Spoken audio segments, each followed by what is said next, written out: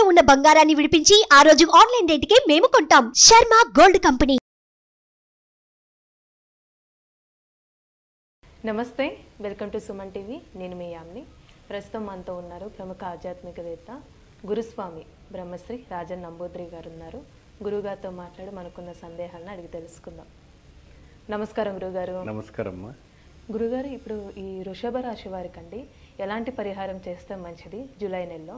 అలానే వీళ్ళు ఏ చెట్టుని పూజిస్తే మంచిది అంటారండి? వృషభ రాశి తప్పకుండా ఈ ఆషాఢ మాసం వచ్చే వంటి విధానం ప్రకారంగా మనం వనదేవతలని, వనవృక్షాలని, బోనాలని కూడా మనం అమ్మవార్లకి సమర్పిస్తాము. కాబట్టి ఈ అమ్మవారికి మనం చక్కగా వనలో దుర్గగా ఉంటుంది కాబట్టి 12 రాశి వారికి 12 వృక్షాలు ఉంటాయి.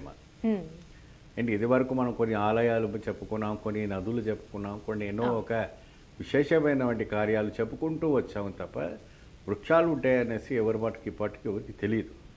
రాళ్ళ విషయాలు తెలుసు, నక్షత్రాల విషయాలు తెలుసు, అది వేరే విషయం. కానీ ఒక రాశికి ఒక చెట్టు ఉంటుందనేది చాలా అరుదైనగా తెలుస్తుంది. ఇది వచ్చి కేరళ నాడి శాస్త్రంలో మనకు అరుదైనమైనటువంటి భగవంతుడు ఇచ్చినటువంటి ఒక పెద్ద వరప్రసాదంగా నేను భావిస్తున్నాను. చక్కగా ఈ యొక్క వృక్షములో వృషభ రాశి వారు మీకు ఉద్యోగము మరియు ఆదాయము మరియు అదే రకమైనటువంటి మీ యొక్క ఏదైతే సమస్యలు ఏదైనా ఉన్నా అవి మరి బిజినెస్ రంగంలో ఉన్నవారికని వ్యాపారం అభివృద్ధి కలగాలన్నా కూడా ఇంకా అనేక రకమైనటువంటి కార్యక్రమాల్లో ఉండాలన్నా కూడా మీకు సక్సెస్ కలగాలంటే చక్కగా మీరు ఈ యొక్క వృక్షాము దగ్గరికి వెళ్ళి మీరు చక్కగా దీపార్థన చేసుకొని ఇచ్చినామంటే ఒక మంత్రంతో ఒక 11 ప్రదక్షిణ చేయండి. ఏమా ఇదేంటంటే ఒకటి మంగళవారం పెట్టుకోవచ్చు, లేదంటే శుక్రవారం పెట్టుకోవచ్చు, లేదంటే సోమవారం అన్న పెట్టుకోవచ్చు. ఆ వృక్షము మీకు తెలిసి ఉంటుంది, మారేడు వృక్షము. ఆ మారేడు వృక్షము మీ దగ్గరలో అంటే ఎక్కువ శాతం గుళ్ళో కూడా ఉంటుందండి. ఆ ఒక వృక్షము దగ్గరికి వెళ్ళేసి ఆ మారేడు చెట్టు ఒక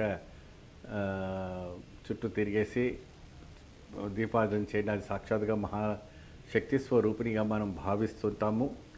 దానము విషయం వచ్చేటప్పటికి అక్కడ ఉన్నవంటి పేద బ్రాహ్మణులకి వెళ్ళేటప్పటికి మీరు తోచినవంటి ఒక ఏదైనా కూడా దానం ఇవ్వటానికి కూడా ఇవ్వచ్చు. అంటే కందులు, మినువులు, మరి అనేక రకమైనటువంటి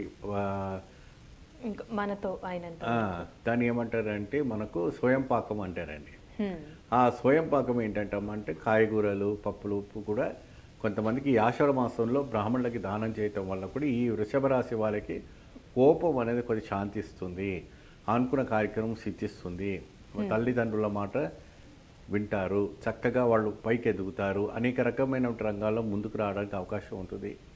విదేశాలు వెళ్ళడానికి కూడా మీకు మంచి చక్కని అవకాశాలు ఉండడానికి కూడా మీకు కనపడుతూ ఉంటుంది. కాబట్టి అంటే ఏ వారం చేసుకుంటే మంచిదంటే మంగళవారం అంటే 4 మంగళవారం పాటు కూడా చక్కగా మీరు రావుకాలంలో బ్రహ్మాండంగా దీపార్చన. ఒకవేళ మీరు డ్యూటీకి వెళ్తున్నారు, అక్కడికి వెళ్తున్నారు, మీకు సమయం సందర్భం అవటం లేదు அப்படின்னா మీరు మార్నింగ్ అని ఈవినింగ్ అని చేయొచ్చు. అంటే కొంతమందికి పెళ్లి కాని వాళ్ళు ఉంటారు, మరి మా అమ్మగారు కానీ మా నాన్నగారు కానీ వెళ్ళి ముట్టించవచ్చా, వాళ్ళు ప్రదర్శన చేసుకోవచ్చు అంటే తల్లి కానీ తండ్రి కానీ వెళ్ళి చేసుకోవచ్చు, ఇబ్బంది లేదు.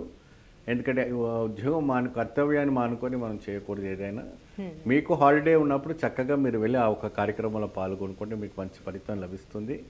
మరి అదే విధానంగా ఆ ఒక చెట్టు ప్రదక్షిణ చేసిన తర్వాత అక్కడ కనకదుర్గాదేవి ఆలయం ఉంటుంది. అంటే ఈ చెట్టు పూజ చేసుకున్న తర్వాత అమ్మవారి ఒక కనకదుర్గాని దర్శించుకుంటే ఆయనకు కనక వర్షం కురుస్తుంది, అష్టైశ్వర్యాలు సిద్ధిస్తాయి అనేసి మనకు ఇతిహాస పురాణాలు మనకు వివరించి చెప్తున్నాయి. చక్కగా చేసుకోవచ్చు. బ్రహ్మాండమైనటువంటి కేరళ నాడి శాస్త్రం ప్రకారంగా మీ జీవితాన్ని మార్చేమంటే ఒక వృక్షం, దైవ వృక్షం ఒకటే మారేడు. ఇదేంటంటే చక్కగా బ్రహ్మాండమైనటువంటి వృక్షం. ఈ వృక్షాల దగ్గర కూర్చొని మహాయోగులు అయ్యారు, తపస్సులు అయ్యారు, మహాత్ములు కూడా అయ్యారు. కాబట్టి కర్మానుసార ప్రకారంగా మీరు ఈ యొక్క వృక్ష పూజలు చేసుకుంటే చక్కగా అద్భుతమైన ఫలితాలు రావడానికి అవకాశం ఉంటుంది.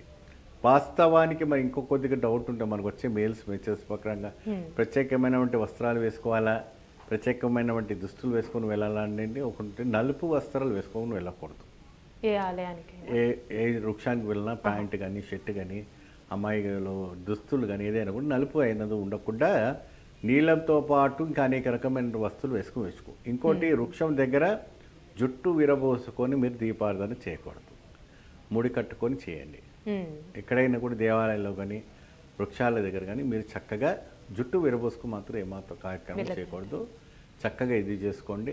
ఇలా చెప్తున్నాను, మీరు తప్పుగా అర్థం చేసుకోవద్దు. ఎందుకంటే మనం ఎవరి దగ్గర ఎలా ఉండాలి, ఎట్లా వినయంగా ఉండాలి, ఆ పద్ధతులు పురాణం నుంచి వచ్చిన ఆచార విధానంగా మనం పాటిస్తే తప్పకుండా ఆ కార్యక్రమం అనేది సిద్ధిస్తుంది.